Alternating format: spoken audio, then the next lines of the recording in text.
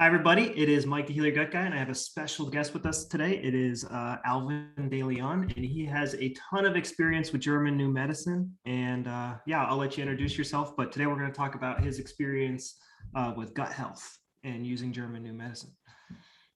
Okay, thanks, Mike. Hi, everyone. First, thank you for having me on and for allowing me this opportunity to share some of my experiences to your audience. I'm hoping that it's going to be valuable for them today. And just a little bit about myself. I actually am a practicing chiropractor still.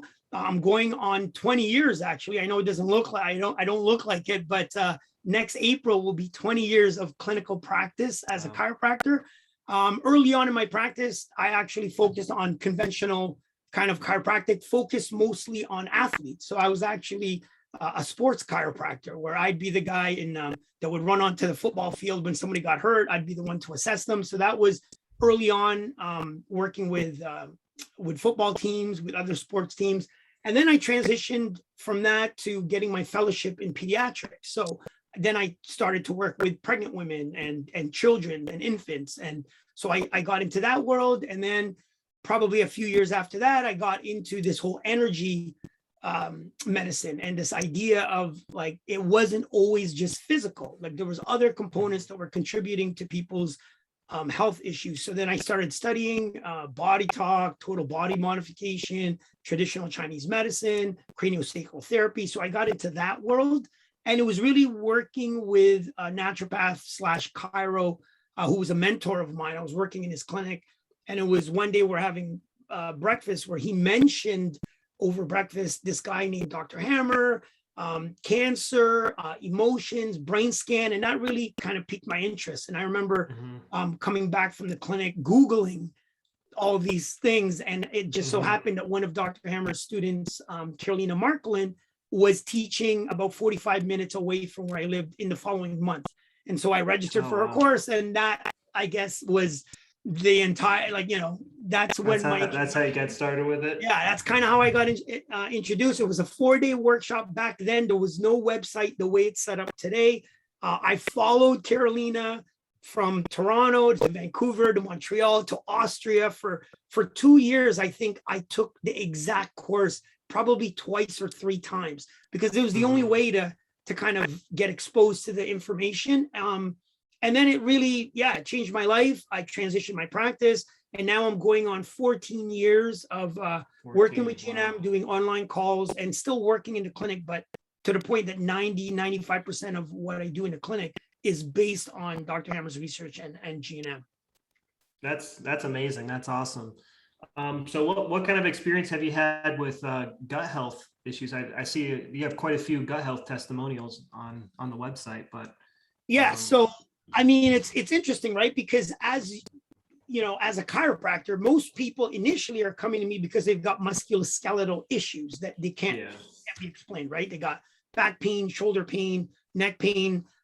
They're looking for answers. They've tried everything. And so once I started introducing this idea in G&M that there's an emotional component to their symptoms, that there's this relationship between their psyche, how they're perceiving unexpected events, their brain and the body, and then they'd get results from that. Then they started coming in saying, hey, what about my skin issue? What about my cough? What about my digestive issue? So that's really how it started to evolve. It expanded the scope of what people felt this could also apply to. And then I would let them know, like, oh, well, that conflict is linked to this. And so really over the years, I've seen quite a few, if I had to evaluate the top 3 types of conditions I see, it's still musculoskeletal is number 1. I'd say digestive, anxiety, and probably skin issues are the top 4 types of conditions that I've been fortunate enough to be able to witness or to observe or to be part of people's health journey. So I've had quite a few cases. A lot are online that I've written up some case studies on. But yeah, it's just been amazing to see it in practice, because you can imagine, now 14 years later, the level of confidence that I have in understanding this as valid and verifiable is tremendous compared to the first year in practice where people thought I was crazy, and people would tell me like, I didn't come here to talk to you about my mother. I came here to get adjusted. What are you talking about? So I had to deal with those kinds of criticisms as well. So yes, like I think when it comes to gut health, it's actually very common, and I've learned quite a lot regarding the types of potential conflicts that people deal with that lead to this type of symptom. Yeah, how have you, like, how does the, I don't know what the word is, how does the track go for, like, not the track, but how does someone progress usually go? Because usually just talking about, the conflict and stuff, the next day they could have tons of digestive issues. So, I'm somebody who had digestive issues their whole life. I can't remember like not having diarrhea. So when I kind of went through, I've been stuck in the healing phase for years, but when I started to learn German new medicine, it was kind of like this, for a month I'd have diarrhea on and off, and then it would go away. It was kind of like off and on, like what kind of and during that time, like I put on like 30 pounds. Like it was like this mixed bag of healing symptoms and also seeing progress. All food intolerance is gone, like, in a week. What kind of things do you see? Yeah. So first, when it comes to digestive symptoms, right, the thing that's important in GNM is that we don't get too focused on the umbrella diagnosis, right? We focus on the specific symptom you're presenting with. So when it comes to, people will say, oh, I've got Crohn's, I've got irritable bowel, I've got ulcerative colitis, right? But in the end, I need to know as a GNM practitioner, what's your symptom though, right? Because if somebody tells me their symptom is bloating, cramping, and diarrhea, right? That's a very different biological program than somebody that tells me their symptom is like heartburn and like stomach ulcer feeling, sharp pain, and nausea and vomiting, right? So let's keep the scope to the intestines. Yeah. So, but you see how, again, it's important for the people in the audience to understand, like, well, their symptom will matter, because if it's colon, small intestine symptoms, right?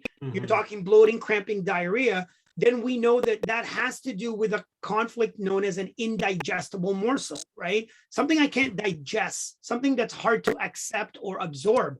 And that usually has an anger component to it. So if you think in those terms, right?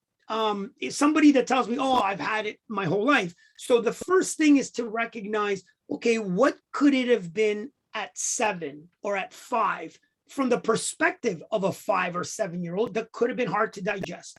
So you start there, because for me, the chronology of the symptoms and understanding what could it have been at that stage, and is that still persistent in my life? There's still reminders of it, or is it that issue got resolved when I was 13 and I was kind of okay, and then at 17 I got digestive issues again? So we may have to look at like, well, something must have happened at 17 and not at 8. See, so this is an important aspect of really working with a practitioner to understand this, because even though you could say I've had it for 20 years, if there was like a significant gap there, maybe that issue got resolved because whatever, you dealt with it. By the time you're 14, that's not an issue anymore. But at 19, you had a new issue.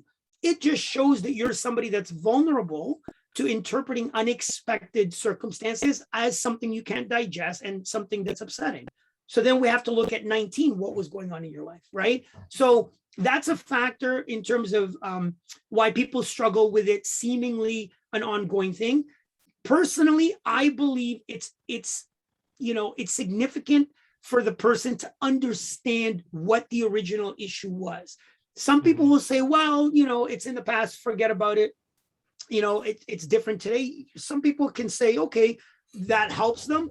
But from my experience, I find that your psyche is too sophisticated. If you say, oh, it's in the past, it's not a big deal, your psyche is almost saying like, okay, but what was it in the past? Like, what was the issue? Like, did you figure it out or not? So it's almost like once you can have a memory, whatever it is, it could be like, oh, that's when my parents moved me to another school. Oh, that's when, I wasn't allowed to play that sport anymore. My parents couldn't afford it. Oh, that, it doesn't matter. But as a 5-year-old or a 7-year-old, that was a big deal. Just acknowledging that that could be where it started from. And then recognizing, well, but at 30 years old, like now I see why that doesn't matter. Like that's significant, right? So now going back to your question, why does it linger? Well, I think what tends to happen, you have this unexpected event, depending on the intensity of your perception of that unexpected event. So let's say it could be that you did not, like a simple one from childhood could be like you were always getting in trouble because you weren't doing well in school. So your father, let's say, would get upset with you because you would get bad marks, right? So if that's your shock, like I didn't think school was a big deal, but my father would not let me play, would not let me do this. So it was getting hard to digest that every time I came home and I didn't get a good grade, I wasn't allowed to do something I loved. So that's the original thing that's hard to digest. If you associate with that, an extension of that original issue is school. School is hard to digest because me not doing well in school leads to me being punished by my father, and I can't digest that. So school becomes a track that is a direct reminder of the thing you can't digest. Your father being angry about anything, not just school. He's angry because you didn't clean your room. He's angry because he caught you smoking. He's angry. Well, that could be a track for you not being able to digest, right? Causing your symptoms. Something else could be anytime somebody says, I'm not good enough. Anyone that says I'm not good enough could be a track because that's my father telling me I'm not doing good enough. So that could be a girlfriend, that could be a teacher, that could be a colleague. So do you see how over the years, your father is not even in your life anymore, but these extensions or tracks are direct reminders of that period of your life. That will cause ongoing symptoms that will seemingly feel like it's random because like it happened when I was at work. Well, did something happen at work that made you feel like you were not good enough? Was there something that you couldn't digest? That was so that's one explanation. Another one is, unfortunately, over the years, we're told that when we have digestive symptoms, it's linked to what we're eating. So if that's reinforced and you believe it, that certain foods are dangerous, that I can't digest certain foods, then what happens is you get stuck in a cycle of an indigestible morsel.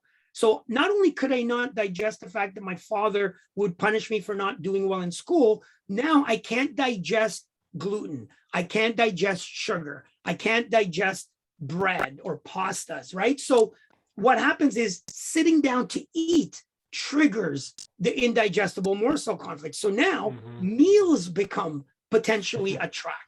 So do you see how it's kind of like the way we've addressed digestive symptoms, it's almost like by default, it's going to lead to chronicity, right? Because not only are there potentially multiple circumstances that can affect you, that remind you of the original issue, but now eating becomes a source of stress and anxiety. So just going to dinner, having breakfast, having lunch, can I digest everything? Is there something here that's going to cause my stomach to bother me? So that the moment you have that thought, that could trigger your diarrhea or bloating or cramping. So this is why understanding this big picture, what was the original? What are my potential tracks? How can I make it not about food? How can I make it it's safe to eat whatever I want? Because it wasn't that. It was my father telling me I'm not allowed to play soccer because I didn't get a good enough grade. That's what it was about. See, and that awareness, it's hard to believe, but truly that awareness and the ability to say, but it's okay now. I don't need to play soccer anymore. I'm an adult. I have a family. I have kids. Like my life is different. I don't have to be resentful or upset about my father. It's okay now. I can eat whatever I want. It's not that. It was my father the whole time. So that acknowledgement and the ability to shift your perspective about it is what closes the biological program and hopefully diminishes the symptoms to the point that you don't get triggered anymore. Yeah, that's what I start to tell that's what I tell my students is, start documenting like what you get emotional about now. And, at least half of that list is probably going to be a track for, for a lot of your digestive symptoms. And it's real amazing with the food tracks. Like I became deathly allergic to starch when I started going on the keto diets. Like before then, it didn't even cross my mind. But when I really started focusing on that, it was like I had to call off work every time I ate a cookie or something like that. And then it went away in a day when I learned German new medicine. Like, no joke. I've seen but the it can craziest things. yes, it can Yeah. be that quick, right? And that's the thing. Even Yeah. like I think it's hard to imagine that somebody in the middle of a conversation that tells you they have chronic pain or chronic symptoms, in the middle of the conversation, once they become aware of the original issue, they relax to a point that they actually feel better by the time they leave. Like that's hard to imagine, because I don't like to say that, because I don't want people to believe like this is some sort of, like, magic kind of like voodoo stuff that like, oh, you're healed and everything's good now, right? No, there's a lot of mental work involved. There's a lot of effort that is required from the person. And I think that's really what it comes down to. When it comes down to why do some people respond very quickly and why do others take a long time, I really think it's very subjective, right? Like there's a lot of variables. Like for me, with having anger issues since I can remember, there's a lot of stuff to untangle. But then you have somebody, I think people with like ulcerative colitis and maybe colitis, it's because it's, those are usually like big, ugly events versus like the small intestine program has a tendency to be like just random everyday things. Like it can easily get linked to those sort of things. Yeah, that's my theory. No, but it's even, it doesn't have to be big. So this is my big thing telling people is that the key is that you have to trust your body. Your body is the guide. Your symptom is the guide. So I remember going to Montreal for a G&M course way back in 2009 or 2010. And I remember calling specifically to make sure the hotel had a little fridge, because I'm going to be there for 4 days. I'm going to go buy food at the grocery store and I want to make sure it's got the fridge. I get there, there's no fridge, right? So I go to the front desk, listen, I talked on the phone. They said it would be fridge. They said, oh yeah, no problem. You just have to pay extra for the fridge. And I'm like, really? But on the phone, they said it was free. They're like, okay, yeah, no problem. We'll include it in, right? Okay, great. I just put it in there. I'm going to go get some groceries. I come back from the grocery store. I go into my room. There's no fridge. I go back to the front desk. Oh, they said they're bringing in the fridge. Oh yeah, according to this, you don't get a fridge. You have to pay extra. And so it's a different person. Where's so-and-so that I talked to? Oh, he's gone for the weekend. So I got to go through the same thing. Not a big deal, right? Yeah. Okay, we'll bring the fridge. Everything's cool. Literally, the fridge comes in, puts it in. I put my food in the fridge, stomach pain, in the toilet, diarrhea, right? So here's the thing. Wow. I didn't even eat yet. I hadn't eaten yet. I just showed up.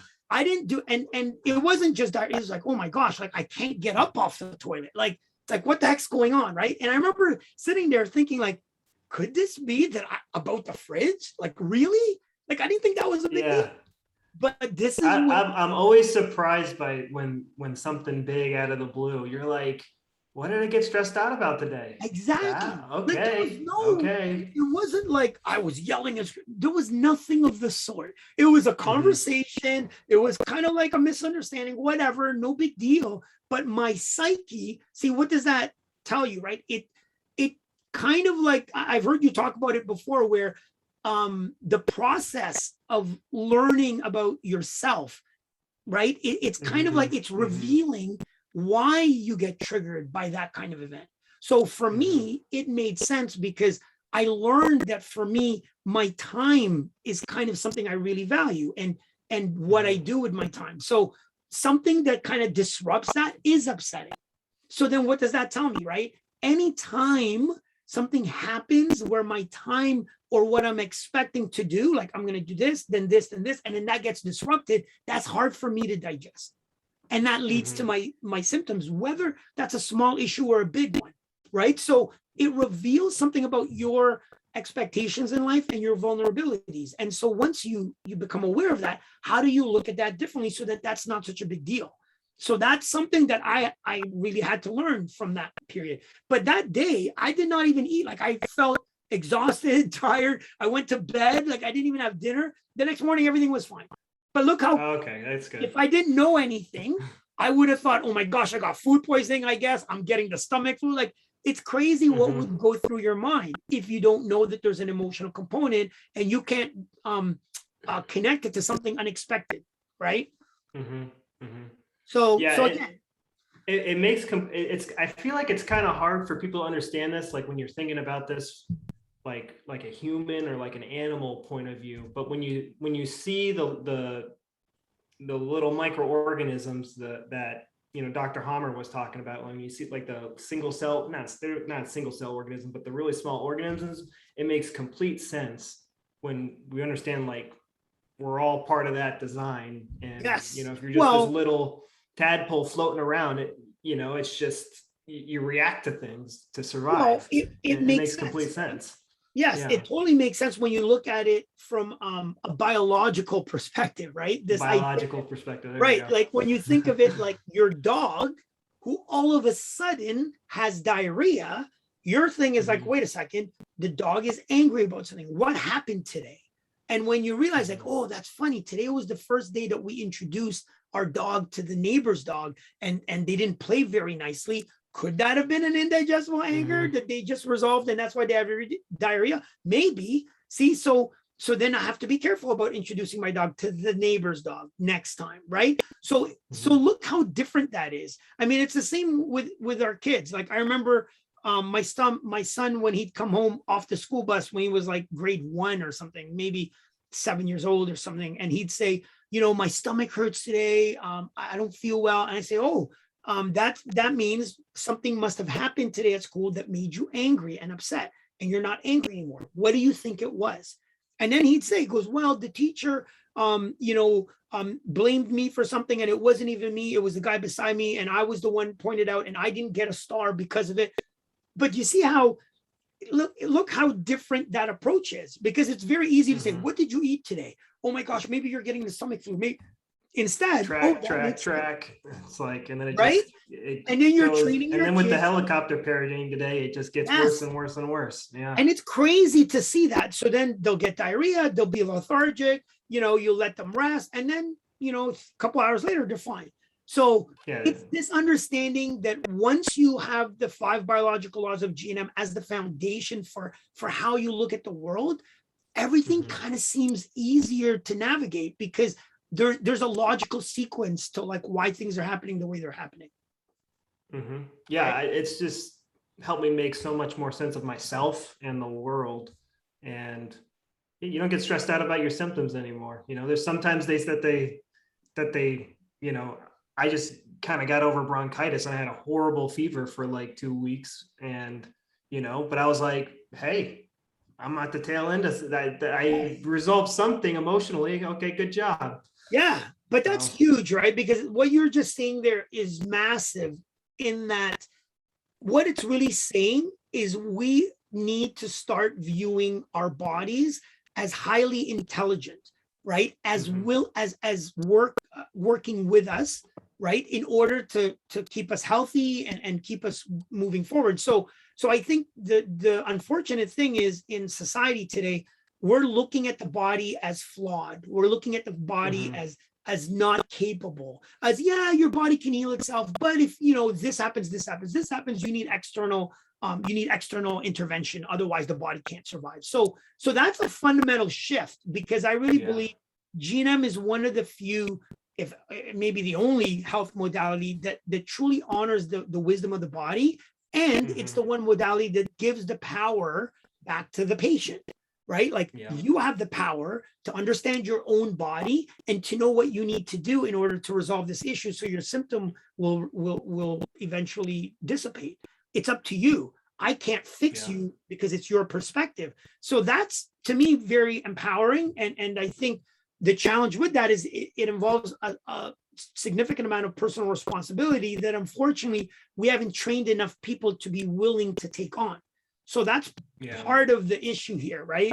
When it comes to implementing GNM in your life.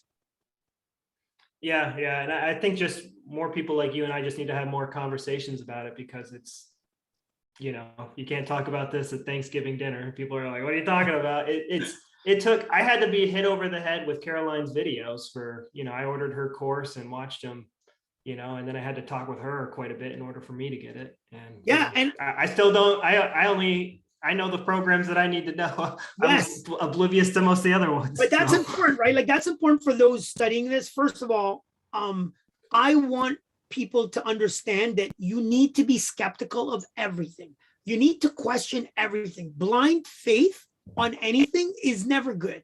So for me, I wrote questions, like I was all excited because something felt right about it, but I didn't want to give in to that. So I would purposely write questions like, what about this? What would GNM say? I ran out of questions because they all get answered, like all of them. Yes. Like every condition, it's crazy. But that's so you need to question everything and get those questions answered. Because for me, once I truly like went through where are the holes in GNM? What is it that like doesn't make sense? What is it that I can challenge? And once I got those questions answered and I felt satisfied, especially when I went to Austria, like coming back from Austria, from the workshop where Dr. Hammer's other students presented brain scan case studies, like that blew my mind. Like I came back a different person after that trip. So I encourage those that are hearing this for the first time, maybe they're like, well, what's this about? Right? Like really study it, really go into where is it that it doesn't make sense, and do your best to get those questions answered, whether it's reaching out to Mike, checking the website, but find a way to question it and then get it answered, because that creates a stable foundation and like strong roots of your ability to now grow with the work. So it's important to challenge it for sure. Yeah, it's the only thing where I've seen like a detailed explanation for what the condition is. It's crazy. No, it's true. Like I felt like we could. There's nothing else out there that gives a detailed explanation of cell proliferation and cell loss. And it's like so simple on like, that's how you change the, not the function of an organ, but the output power that it has. And the fact that that's all, but what you're saying, Mike, is that that's all linked to embryology. Like who even thinks about embryology, right? Like I thought after I passed board exams, I never had to deal with embryology. And yet here we are, no one's talking about embryology. See, the fact that I just told you, like, it makes a difference. I tried to Google about it and I couldn't find much information on embryology. I was like excited to learn more about it. And I was just like, there's not much. Crazy, right? Like the fact that that's not even mentioned when it comes to health, and the fact that your audience, right, just based on what you're teaching them, like that there's a difference between colon, small intestine, and small curvature of the stomach. Why? Because they originate from different embryological germ layers, controlled from different regions of the brain, and are linked to different conflict shocks. Like that alone is amazing that somebody would understand that, right? Because like I said, people will say, oh, I have colitis, but wait a second, is it vomiting? Is it heartburn? Is it, diarrhea and bloating? Very different things. Right? Oh yeah, I have colitis, and then it's proctitis, rectum surface mucosa stuff, and it's like a totally different conversation. Yes. So that's it. So that alone, it's like, man, that's mind blowing that there's that level of detail, that level of specificity when it comes to GNM that is not really found in other modalities. I mean, listen, 14 years of working with this, I have to say that I'm lucky enough, right? Because I get people that have done everything. Like usually by the time they come to my office, they've been everywhere. Like I remember this young girl where she was like 9 years old, and her mother said she spent 3 months in and out of the hospital for sick kids in Toronto, which is like our top research hospital in Canada, like one of the world-renowned hospitals, right? And they couldn't explain why she got this severe stomach pain every time at night. And like they didn't understand. It would get to you can go to those places and not even come out with a diagnosis. Yeah, well, but here's the thing. A lot of the times. Yes, they don't. They don't know. But in this case, you know what they told her? She has severe lactose intolerance. That was a diagnosis. And the mother was like, but that doesn't make sense. Like she drinks chocolate milk ever since she was like 3 years old, like twice a day. How come all of a sudden at 7, she's lactose intolerant? Like that didn't make sense. So when they saw me, I explained to them the GNM perspective. Something must have happened at 7 that was hard to digest, that was upsetting. Do you remember what happened? And the daughter, like she told me, she goes, yeah, that's when my dad died in a car accident. And I remember like getting the phone call. I was at my grandfather's house, probably drinking chocolate milk, watching TV. And then my grandfather tells me my dad died in a car accident. So that was her shock that she could not digest. However, because she could have been drinking chocolate milk, she could have associated the chocolate milk with that shock, right? But when I And asked then the her, first thing you're told with digestive issues is, oh, you're dairy intolerant or something like yes. that. So it's crazy, right? So, but here's the thing. I asked her, I go, why do you think your symptoms are worse at night? Like, why is it so bad at night, right? She goes, well, that's actually when I say my prayers. And when I say my prayers at night is when I think about my dad the most. And maybe that's, and I was like, oh my gosh, like that's amazing that she's able to say that, right? So again, that's an example. In one conversation, we get to the root of the issue of the symptom. And I asked the mother, I go, that must have been a traumatic shock, losing your husband in a car accident. You must have got symptoms. And she goes, oh, I didn't even think of that. I go, well, do you remember like months after he passed away, like as you start to resolve it, was there anything that came up for you? And she goes, oh my gosh. She goes, I remember breaking out in a full body rash, like months later. I go, do you want to know what that is from a GNM perspective? She's like, what? I go, that's a severe separation. Like that's somebody torn from my skin. Right. And so look, one incident, the daughter interprets it as an anger, the wife interprets it as a separation. And only GNM can give you that kind of explanation. Right. So that's imagine day in and day out hearing those kinds of stories. Like in 14 years, the validity of Dr. Hammer's research, like there's no question. Right. There's no question. I've seen too many cases where it's can't be explained in order to think, this is just a fluke thing, right? It's kind of funny. So I just moved houses, and so like my habits have had to change, and so it's just amazing like how we get, we have like our routines, we do these things, like they're a huge part of us, and they can get linked to these special programs. If it happens to share, proximity with something stressful, unexpected happening, it's and even that your vulnerability to a changing routine tells us maybe why you've had digestive issues since you were 5 or 4, or right? Because if I moved a lot when I was little, I did not like it. Exactly. So I can't digest it. We have to move. I can't digest it. I have to go to a new school. I can't digest. I don't see my friends anymore. Well, and maybe you associate that with a change in routine. So I get used to a routine. I'm very comfortable. Everything is good. Oh, the moment the routine gets changed, I can't digest it. Well, there's your digestive issue. So again, this is where it really, there's such a cause and effect thing to this. This is why a lot of people that are very like logical in their thinking, regardless of whether they're open to natural health or not, like this just makes sense. Like there's so many patients I've seen that never do anything natural. They're here kind of as a last resort, and it makes sense to them. And then they get a response very quickly in terms of symptom relief, right? Yeah. I think with gut health, there is a big group of people who they're like, they started right after a stressful event in my life, or when I started college, or when somebody passed away, or I lost my job.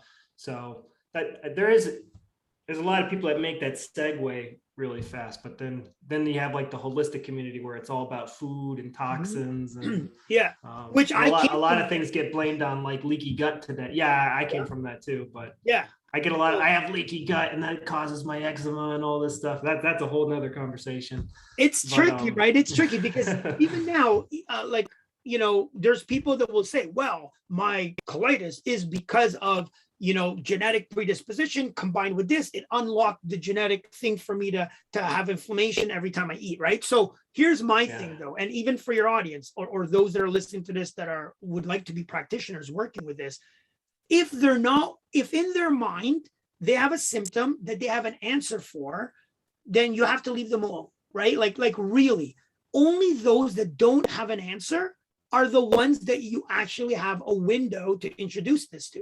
And this is, to me, that's a very like common sense thing. Like if somebody's telling you, I have these digestive issues, but as long as I take this, I'm good, then they don't need to know about GNM. See, they're not looking for a solution. They already have one, right? So it's amazing. Just like a sugar pill, this is like my magic coat of armor. And then they're not like, pulling up these tracks because they feel safe. Yeah, to them, it's like, I'm good. I do this, I take this, I'm good. So then you have to leave them alone, because here's the thing, when that doesn't work anymore, and maybe they're open to something else, now you have an opportunity to introduce them to GNM. So I think that's the difference that I've learned in 14 years. Like in the beginning, those first couple of years, just like everybody that first gets introduced, you're hesitant. And then once it makes sense, you can't stop talking about it. And then you realize most people actually don't care, right? Like there's people that their symptoms of 20 years, 25 years gone, like completely changed their life. They don't care about GNAM. Like the fact that they're back to their life, that's all they care about. So in the beginning, I used to take that personally. And then now I realize, like, why do I like think that? Like really, most people just want to get back to living their life. So then it made me realize, like, as long as people know what I'm doing, I don't need to share it unless they ask. So it got to a point where I didn't want to talk about GNAM. But then when I did that, people at every party or social gathering will always come up like, hey, what does GNAM say about this? And that's what starts happening. So it's just something to keep in mind that if people already believe they have an answer to their problem, they're not looking for another solution. So you don't need to introduce them to GNAM. Only those that are saying, I'm frustrated, I don't understand, it's not working anymore, I wonder if there's something else I could do, then you can introduce them to this concept. Yeah. And most of the people I help, they've tried everything. So, exactly. So we're on the same boat with that. That's who ends up, like, I'm the last resort guy. They've already been to other chiros, other physios, other energy medicine practitioners, right? And then they end up because somebody refers them. So yeah, like I think that's also what's great, because it gives you that sense of confidence that you're about to introduce them to something that they've never heard, probably, and it's something that's probably going to blow their mind. I've seen people only tolerate 4 foods. They start doing German new medicine. They can eat whatever they want within a week, put on 20 or 30 pounds in a month. Like that. Yeah. That's crazy seeing someone who literally looks like a skeleton put on like 20, 30 pounds in a month, eating junk food. It's amazing. Like, it's amazing. And that's the thing. You're right. Amazing. It's funny what people will tell you. It's like, oh, I can't believe it. My son has never eaten a cheeseburger in years. And like to hear him actually have a cheeseburger, like it made me cry. Like that's the kind of stuff people will say, right? Like guys are all of a sudden they're able to have wings again and beer. It's like, well, okay, you don't want to go crazy, but they're like, I couldn't eat that for 5 years. I couldn't help it. Yeah. It's like, I was somebody for 5 years. Like I was an insane food zealot. Like I would not, I'd walk by a McDonald's and be like, those people are killing themselves. It's like, what do you get emotional about? And, that'll give you hints at it. So thank you so much for all your wisdom. Do you offer coaching? Like what, tell us about like some of the, because I know you do little private things now. Right now I still do a monthly webinar. So for those that are interested in learning more, I have my monthly webinars. It's usually on some sort of GNM topic. You could go to my website, dralvindeleon.com. I think it's /events maybe to figure out what the upcoming ones are. So those are just free ones that I offer every month. And then I do online consults with people from all over the world. So again, on my website, there's my calendar. I think it's dralvindeleon.com/services. You'll see my online calendar for those that have questions, whether it's their own health, whether it's your practitioner, you want guidance on a case. So I give people usually like an hour to consult or answer any questions that they have. And then for those that are local in this area, I'm still in the clinic a couple of times a week. So I'm also in the Vaughan area, just north of Toronto. So for those that are around here. Cool. Yeah. Cool. Awesome. Anything else you wanted to share about gut health or? No, honestly, Mike, thanks for doing what you're doing. It's amazing to see your ability to transform your practice and what you're doing in terms of your audience and being able to learn something new and have the maturity and the ability to transform what you thought worked to something else. Like that's really commendable. So keep up the good work. Thank you for your YouTube videos. They helped me make that transition. So yes, anytime. And supporting the GNM community. So I really appreciate that. And thanks for your time. No, awesome, Mike. Thanks, everyone. All right. Bye, guys.